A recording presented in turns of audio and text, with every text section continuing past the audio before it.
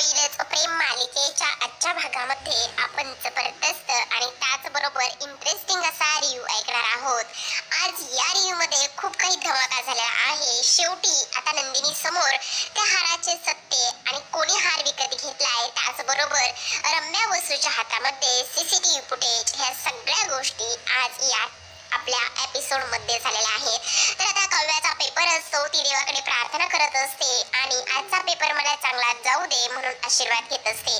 तेवढ्यातच आपला मजनू झालेला पार्थ तिथे आलेला असतो आणि तथास्तु असं तिला म्हणत असतो. तेव्हा म्हणत असतो, तुमचा पेपर व्यवस्थित जाणार आहे याची मला पूर्ण खात्री आहे, तुम्ही अजिबात काळजी करू नका. तेवढ्यातच कव्या पार्थला स्वारी म्हणत असते. त्यावर पार्थ तिला म्हणतो, का आणि कशासाठी मला स्वारी म्हणताय?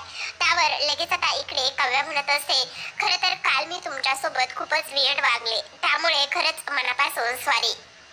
लगेच आता इकडे पार्थ म्हणत असतो, स्वारी म्हणण्याची वगैरे काही गरज नाही, मी समजू शकतो पेपर आहेत, एक्झाम सुरू आहे आणि त्याचं थोडंसं टेन्शन येणार आणि त्यामुळे तुम्ही मला इथे अशा पद्धतीने वागला असताल, मी समजू शकतो. तेव्हा लगेच काव्या म्हणत असते, थँक्यू बरं का. तर आता आपण पाहतो की इकडे दुसऱ्या बाजूला इकडे काव्या इथे अनिशाला आवाज देत असते आणि म्हणत असते, ह्या मुलीला काहीच गम नाहीये, ही कशी अशी वागू शकते मला कळत नाही, असं सुद्धा इकडे आता ती बोलत असते. त्याचबरोबर आपण पाहतो की इकडे आता येईल येईल ती येईल. तेवढ्यातच नंदिनी तिथे आलेली असते. नंदिनी तिथे आल्याबरोबर आपण पाहतो की लगेच आता ती म्हणत असते, हे घे अगं अनिशा येणार आहे, पण तुझा पेपर आहे ना, हे घे दही साखर घे. तेव्हा कव्या दही साखर नंदिनीकडून घेते, थोडस दही साखर खाते आणि ती म्हणत असते, अगं ताई मला एक गोष्ट सांग, असं कसं लागतंय दही? असं कसं म्हणजे? अगं तू यामध्ये बहुतेक साखर घालायची विसरलीच वाटतं. त्यावर नंदिनी म्हणते, सॉरी ग काव्या, त्याचं काय आहे ना तुला सांगू का, इथे जीवाला ना थोडंसं कमी गोड लागतं, म्हणजे दह्यामध्ये ना कमी साखर लागते आणि त्यामुळेच इथे मी यामध्ये कमी साखर घातली, सवय झाली ना, त्यावर मी थांब यामध्ये साखर घालून आणते. तेवढ्यातच काव्या म्हणत असते, नाही नाही असू देत असू देत, त्याची काही गरज नाही, ठीक आहे. आता तेवढ्यात आता इकडे नंदिनी म्हणत असते, बरं बरं ते सगळं काही ठीक आहे, पेपर छान लिहिशील, छान अभ्यास केला, ह्या सगळ्या गोष्टी खऱ्या आहेत, त्यासाठी ऑल द बेस्ट. आणि तेव्हा मी तुला एक गोष्ट सांगू का, हे बघ छान पेपर लिह. आता काल तुला एवढा घाम आला होता, तर तो काल घाम पुसण्यासाठी मी इथे होते, पण आता एक्झाम मध्ये घाम येता कामा नये, कळलं? हा पटकन रुमाल घे तुझ्याकडे आणि छान घाम पुस तुझा. तेवढ्यातच आता मी तुझ्यासाठी हा हाताने रुमाल विणला आहे, असं नंदिनी सांगत असते. आता नंदिनीने ह्या सगळ्या काही गोष्टी ते सांगितल्यानंतर आपण पाहतो की लगेचच आता इकडे कव्या आठवत असते हा रुमाल, कारण हा रुमाल इथे तिची आणि तिने जीवाला दिलेली ती एक भेट वस्तू होती आणि त्या सगळ्या गोष्टी तिला इथे आठवत असतात. त्याचबरोबर प्रेक्षकांनो, आपण पाहतो की आता अनिशा तिथे आलेली असते आणि सॉरी सॉरी मला यायला थोडासा लेट झाला, असं सुद्धा इकडे ती बोलत असते. त्याचबरोबर आपण पाहतो की इकडे पार्थ म्हणत असतो, चला आज मी तुम्हाला मस्त इथे सोडवण्यासाठी येतो. त्यावर लगेच आता काव्या म्हणत असते, नाही नाही नको नको, त्याची काही गरज नाहीये. आणि त्यावर पार्थ म्हणत असतो, अशी कशी गरज नाहीये, चला मी येतो तुम्हाला सोडवायला. तेव्हा नंदिनी म्हणत असते, अगं असं काय करतेस काव्या, येऊ दे ना, पार्थ येत आहेत ना बाहेर पर्यंत तुला सोडवायला, तर काय फरक पडतो? त्यावर काव्या म्हणत असते, नाही ना प्लीज नकोय, मी जाते. तेवढ्यातच आता पार्थ म्हणत असतो, बरं ठीक आहे तुम्ही तुमच्या जा, पण इथे दरवाजापर्यंत तरी सोडवायला येऊ का मी? त्यावर लगेच काव्या म्हणत असते, हो हो चालेल. तर आता पार्थ त्या दोघींना बाहेर ड्रॉप करण्यासाठी गेलेला असतो. इकडे आता रम्या आणि त्याचबरोबर वसूची पूर्णतः तयारी झालेली असते. त्यावर रम्या म्हणत असते, ए आई पण मला एक गोष्ट सांग, आपण तिकडे जाणार आहोत, ती सुनीता भेटेल का ग आपल्याला? त्यावर वसू म्हणत असते, हो भेटेल ना, पण मला एक गोष्ट कळत नाही, ती आपल्याला सगळं काही सांगेल का, ती आपल्याशी बोलेल का बरं? त्यावर रम्या म्हणत असते, का नाही बोलणार, आपण आहोत ना, चला. आता कोणतं बरं ते कॅफे शॉप, हा तक्ष, चला आता मांडायला जायचं आहे आपल्याला. तर असं म्हणून त्या निघतात. तर आता इकडे नंदिनीला त्या वेदांचा कॉल आलेला असतो. त्याने असं सांगितलेलं असतं की तक्ष कॅफेमध्ये तुम्ही मला भेटायला या आणि ती आहे बांद्राला. तेव्हा नंदिनी सुद्धा म्हणत असते, हो चालेल ना, मी तिथे तुम्हाला येऊन भेटते. तर आता आपण पाहतो की इकडे सुनीता तिच्या कॅफेमध्ये असते आणि तेव्हा वेदांत अगोदरच येऊन बसलेला असतो. तेवढ्यातच नंदिनी तिथे येते. आता नंदिनीचा आणि सुनीताचा एकमेकींना धक्का लागतो. तर नंदिनी सुनीताला सॉरी म्हणते. त्यावर सुनीता म्हणत असते, खरं तर मी तुम्हाला सॉरी म्हणायला हवी, खरं तर माझंच चुकलं, मी ते बघून चालायला हवं होतं. त्यावर लगेच आता ती म्हणत असते, नाही नाही चुकलं आहे, मी बघून चालायला हवं होतं, सॉरी. पण प्रेक्षकांनो, इकडे जी सुनीता आहे, सुनीताला फक्त एकच मुलगा माहितीये आणि एकच सून माहितीये, आणि तो मुलगा म्हणजे कोण? तर तो मुलगा म्हणजे फक्त आणि फक्त पार्थ. आणि त्यानंतर इथे नंदिनी. ह्या दोनच व्यक्ती इथे तिला माहिती आहेत. आता आपण पाहतो की इकडे सुनीताने काही नंदिनीला ओळखलेलं नसतं, आणि सुनीताने नंदिनीला न ओळखल्यामुळे आता नंदिनी म्हणत असते ठीक आहे, इट्स ओके. तेव्हा लगेच आपण पाहतो की आता त्या दोघी जणी सुद्धा बाजूला निघून जातात. तर आता नंदिनी वेदांच्या समोर जाऊन बसलेली असते. तेव्हा लगेच आता वेदांत म्हणत असतो, हा बोला ना, काय झालेलं आहे? त्यावर लगेच नंदिनी म्हणत असते, मी नंदिनी जन्मेजय देशमुख. त्यावर तो म्हणत असतो, मी वेदांत पटवर्धन. तेव्हा तुम्हाला मला भेटायचं होतं असं समजलं, बोला ना, आणि कशासाठी भेटायचं होतं? खरं तर इकडे आता याच कॅफेमध्ये इथे रम्या आणि त्याचबरोबर वसू आलेले असतात. बघा ना प्रेक्षकांनो, त्याच कॅफेमध्ये नंदिनी, त्याच कॅफेमध्ये वेदांत आणि त्याच कॅफेमध्ये रम्या आणि वसू. त्याचबरोबर ज्या ह्या सगळ्या गोष्टीची करती धरती आहे ती म्हणजे की आता जी काही सुनीता आहे, ती सुनीता सुद्धा ह्याच कॅफेमध्ये आलेली असते. इकडे रम्या आणि त्याचबरोबर जी काही वसू आहे, त्या दोघी जणी सुद्धा इकडे सुनीताला शोधत असतात. तेवढ्यातच सुनीता त्यांच्या समोर येते आणि त्यांना ती म्हणत असते, काय झाले, तुम्हाला काही टेबल वगैरे भेटत नाहीये का? सॉरी हा, आज जरा थोडंसं फुल आहे आणि मी तुम्हाला टेबल एखादा रिकामं होतंय का ते सांगते. तुम्ही प्लीज त्या साईडला एक कोपऱ्यामध्ये एक टेबल आहे, तोपर्यंत तुम्ही तिथे बसाल का, ऍडजस्ट कराल का? आता रम्या आणि वसू फक्त सुनीताकडे पाहतात, कारण इकडे फक्त आणि फक्त सुनीता ओझरती ह्या लोकांनी पाहिलेली असते, तिचा आवाज ऐकलेला असतो, आणि आवाज ऐकल्यामुळे आता इकडे मात्र जी काही रम्या आणि वसूला त्यांना खूप जास्त आनंद होत असतो. फायनली ज्या व्यक्तीला इथे त्या शोधायला आलेल्या असतात, ती व्यक्ती आता इकडे त्या दोघींना सुद्धा सापडलेली असते, त्यामुळे आनंदी आनंदकडे असतो. आता सुनीता तिथून जाणार तेवढ्यातच पाठीमागून वसूने आवाज दिलेला असतो. ती म्हणत असते, सुनीता. आता सुनीता म्हटल्याबरोबर इकडे आपण पाहतो की सुनीता आहे त्याच ठिकाणी जागीच थांबलेली असते, कारण जागीच थांबलेल्या सुनीताला आता इकडे कळत नसतं की ह्या लोकांना माझं नाव कसं माहितीये. त्यामुळे ती म्हणत असते, एक्सक्यूज मी, तुम्ही मला नावानिशी कशा काय ओळखता? माझं नाव तुम्हाला कसं काय माहिती? असं म्हटल्यानंतर आता त्यांचा सीन त्यांनी तिथेच थांबवलाय. लगेच वेदांत आणि त्याचबरोबर नंदिनी ह्या दोघांचा सीन त्यांनी तिथे घेतलाय. आता वेदांत म्हणत असतो, खरं तर इकडे तुम्ही माझ्याशी कॉन्टॅक्ट करण्याचा खूप प्रयत्न केलाय. मला तुम्हाला का भेटायचं होतं, किंवा तुम्हाला माझ्याशी काय बोलायचं होतं, मला काही कळेल का? त्यामुळे तुम्ही पेपरमध्ये एवढी ऍड दिलेली आहे, आणि खरं तर ती ऍड बघूनच मी इथे आलेलो आहे. बोला ना, काय झालेलं आहे? तेव्हा नंदिनी म्हणत असते, खरं तर ऍक्च्युली माझं काय आहे ना, मी पेपरमध्ये ज्या हाराबद्दल ऍड दिली होती ना, त्याबद्दलच मला तुमच्याशी थोडंसं बोलायचं होतं. अच्छा, तो हार का? अच्छा अच्छा, बरं बरं, ठीक आहे ठीक आहे. तेवढ्यातच आता त्याला एक फोन आलेला असतो, आणि तो फोनवर त्याच्या आईशी आणि बाबांशी बोलत असतो. तो म्हणत असतो, आई तुम्ही इथे तक्ष कॅफेमध्ये या, मी तिथेच आहे. आणि हो, तुमचं जे काही शॉपिंग वगैरे आहे ना, ते तुम्ही पूर्णतः करून घ्या. आपल्याला आज संध्याकाळचीच फ्लाईट आहे, संध्याकाळी लवकर आपल्याला निघायचंय. त्यावर तो म्हणत असतो नंदिनीला, सॉरी हा, तुम्ही काही चहा कॉफी वगैरे घ्याल का प्लीज? त्यावर नंदिनी म्हणत असते, नाही नको थँक्यू. तेवढ्यातच आता नंदिनी म्हणत असते, खरं तर मला तुम्ही जो हार विकत घेतलेला आहे ना, त्या हाराबद्दल थोडंसं बोलायचंय. मी ज्या दुकानामध्ये माझ्या मिस्टरांनी तो हार विकला, त्या दुकानामध्ये गेले होते, आणि तेव्हा असं समजलं की कोणीतरी परदेशातील एखाद्या व्यक्तीने तो हार त्याच्या आईसाठी घेतलाय, म्हणून मी ती पेपरमध्ये ऍड दिली, जेणेकरून मला तुमच्याशी थोडंसं बोलायचं आहे.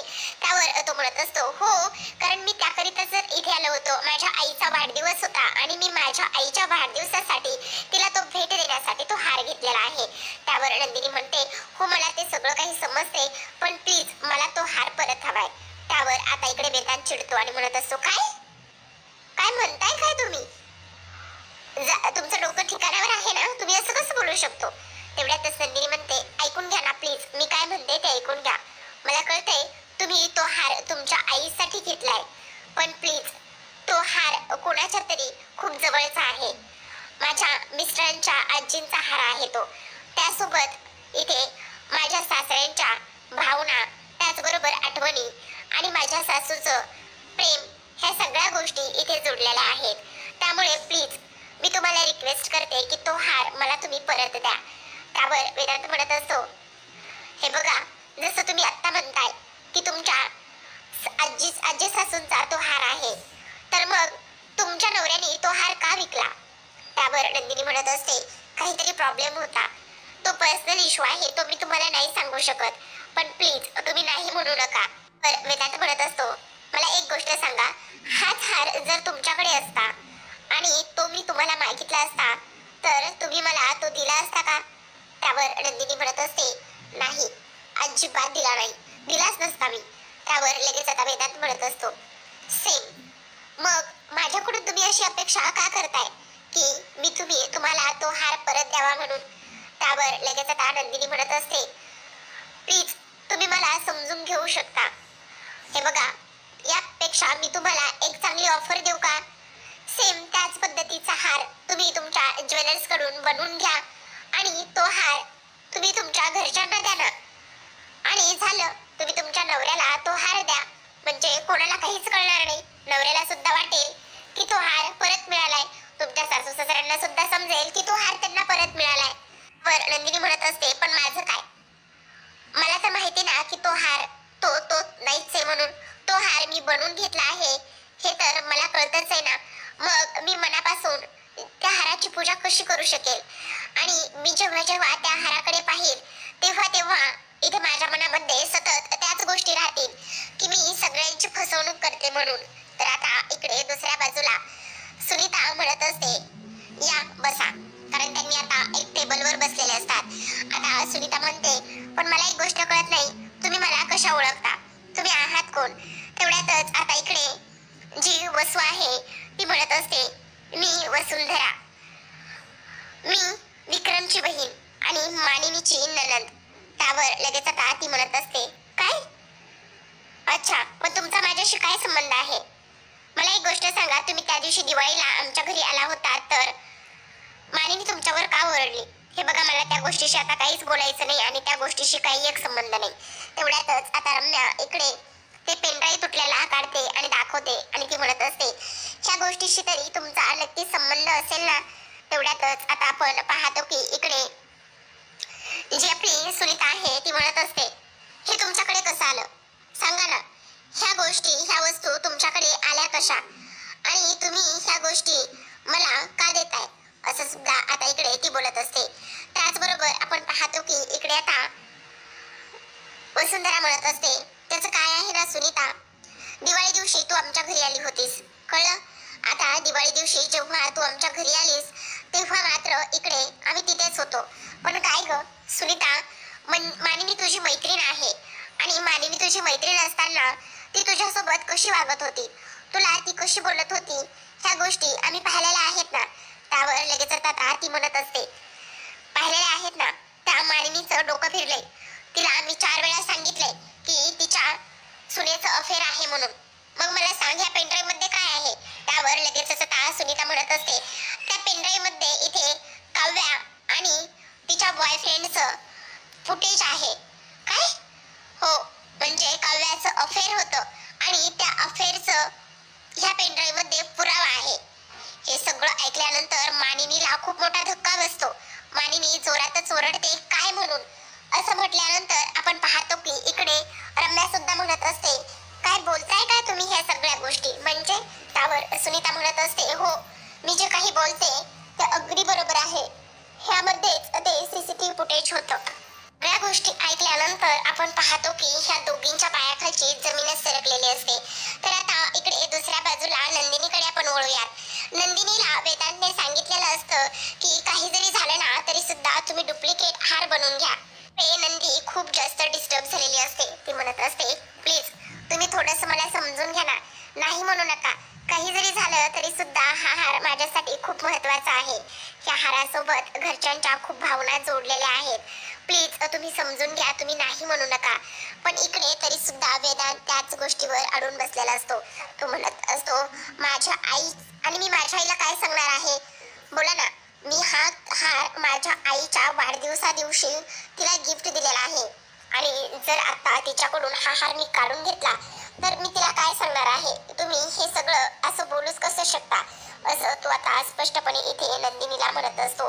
त्याचबरोबर नंदिनी म्हणत असते, हे बघा, तुम्ही हवं तर त्यांना एखादी दुसरी कुठली तरी वस्तू वगैरे गिफ्ट देऊ शकता ना. पण त्यावर इकडे वेदांत म्हणत असतो, ह्या गोष्टी तुम्ही मला सांगू नका. मला काय कोणाला गिफ्ट द्यायचंय तर प्लीज ह्या गोष्टीशी तुमचा काही एक संबंध नाही. आणि जे काही मी तुम्हाला सांगितलंय ते तुम्ही एकदा नक्की करून बघा, नक्कीच तुमचा फायदा होईल. तर आता आपण इकडे पाहतो की दुसऱ्या बाजूला लगेचच आता इकडे रम्या म्हणत असते, म्हणजे मला एक गोष्ट सांगा, इथे तुम्ही त्या दिवशी आला होतात तर त्या दिवशी आल्यानंतर इथे तुम्ही मानिनीला हे सांगण्याचा प्रयत्न करताय. म्हणजे आता माझ्या गोष्टी लक्षात येते, इथे मानिनी मामी का बरं काव्यासोबत तुटक तुटक वागत होती, मानिनी मामी का बरं काव्याचा एवढा सगळा काही रागराग करत होती, ह्या सगळ्या गोष्टी आता माझ्या जाऊन लक्षात येत आहेत असं सुद्धा आता इकडे ती बोलत असते. त्याचबरोबर आपण पाहतो की हे सगळं काही झाल्यानंतर सुनीता म्हणत असते, त्या मानिनीचं डोकं फिरले, एक गोष्ट काय झाली आणि एक गोष्ट झाल्यानंतर लगेचच इकडे आता त्या मानिनीचं काव्याबद्दलचं असलेलं मतच बदललं. एका गोष्टीमुळे इथे मानिनी त्या सुनेला म्हणजेच काव्याला इथे ती तिची सून आणि पतिव्रता समजायला लागली. त्या मानिनीला मी किती वेळा सांगितलं आणि तिचं तर लग्न अगोदर अफेअर होतच होतं, पण लग्नानंतर सुद्धा ती काव्या त्या मुलाबरोबर इथे अफेअर करते. तेव्हा इकडे आता रम्या म्हणते, काय? त्यावर लगेच आता इकडे सुनीता म्हणत असते, हो, ह्या सगळ्या गोष्टीची मी साक्षीदार आहे.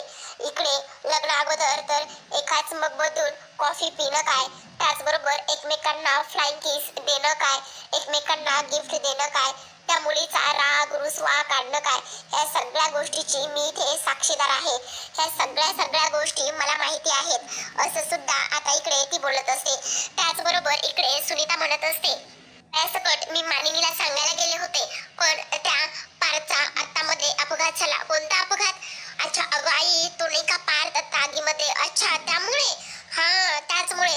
आणि म्हणून मानिनी मामीचं मत बदललं. हो, मी एवढं सांगायला गेले, पण तेवढ्यातच त्या मानिनीला तिची सून निरागस, खूप चांगली, समजूतदार ह्या सगळ्या गोष्टी वाटायला लागल्या आणि त्यामुळे तिनं तर सगळं मतच बदललं.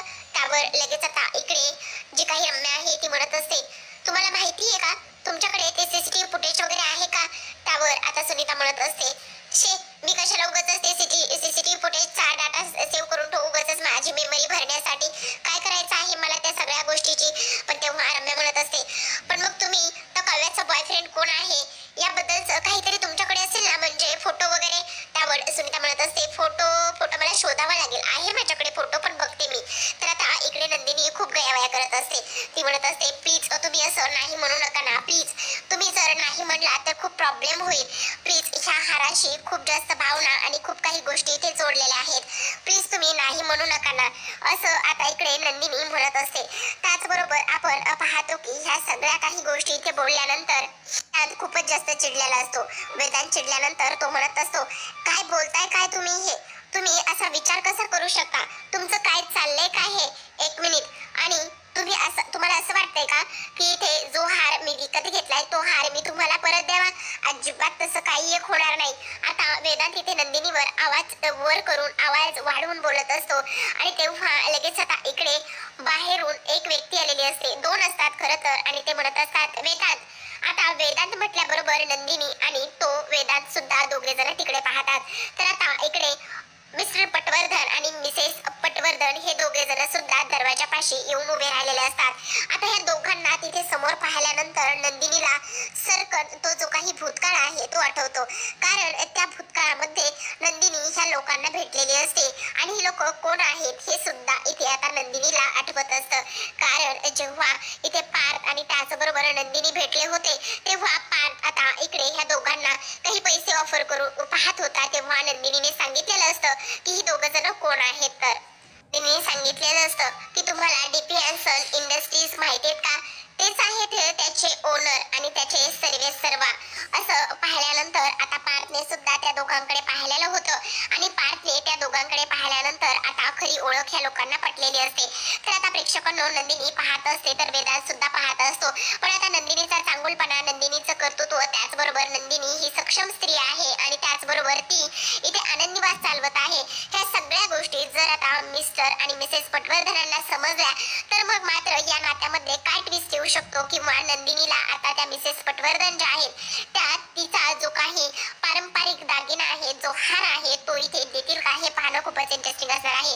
तर आता प्रेक्षकांना आजच्या भागामध्ये एवढंच. उद्याचा भाग पाहायचा असेल तर नक्की चॅनलला सबस्क्राईब करा. उद्याच्या भागामध्ये आपण पाहूयात हातामध्ये ते सीसीटीव्ही फुटेज असतं आणि ते सीसीटीव्ही फुटेज हातामध्ये घेऊन ती म्हणत असते आता ह्या पेन ड्राईव्ह मध्ये काव्या आणि त्याचबरोबर तिच्या बॉयफ्रेंडचं सीसीटीव्ही फुटेज आहे. आता हा पेन ड्राईव्ह घरी गेल्याबरोबर पार्थला दाखवायचा. एकदा का हा पेन ड्राईव्ह पार्थ समोर आला आणि काव्याचं अफेअर आणि काव्याचा बॉयफ्रेंड कोण आहे ह्या सगळ्या गोष्टी इथे पार्थ समोर आल्या की मग खरी मजा येणार आहे असं आता इकडे रम्या म्हणत असते. कारण प्रेक्षकांनो आता इकडे काव्या आणि पार्थचं नातं कुठेपर्यंत जाऊन पोहोचले हे आपण पाहतच आलेलो आहोत. पण आता रम्याला पार्थ सोबत इथे लग्न करायचं आहे. त्याची बायको होण्याची स्वप्न इथे रम्या पाहते. पण ते स्वप्न पूर्ण होतील का? पार्थ हे अशा वायफळ गोष्टीवरती विश्वास ठेवेल का? तो एवढ्या हलका काढण्याचा असेल का? हे आपल्याला पाहायचंच आहे. सोबतच आता इकडे वेदांत म्हणत असतो आई तुला जो काही मी ते वाढदिवसाला जो हार गिफ्ट केला आहे तो हार मागण्यासाठी इथे नंदिनी आलेला आहे. तेवढ्यातच आता नंदिनी त्या मिसेस मंगला पटवर्धनच्या गळ्यामध्ये असलेल्या हाराकडे हात करत असते आणि तेव्हा त्या लगेचच म्हणत असतात हा हार का, असं म्हटल्याबरोबर आता लगेचच इकडे नंदिनी पुढे केलेला हात पाठीमागे घेते आणि त्यानंतर मात्र आता काय होईल प्रेक्षकांनो, मिसेस पटवर्धन ह्या नंदिनीचं हे सगळं काही जाणून घेतल्यानंतर तिला तो हार परत देतील का हे पाहणं इंटरेस्टिंग असतं. तर पाहत राहा लग्नानंतर होईलच प्रेम मालिकेचे छान छान भाग. भेटूयात उद्याच्या भागामध्ये. तोपर्यंत धन्यवाद.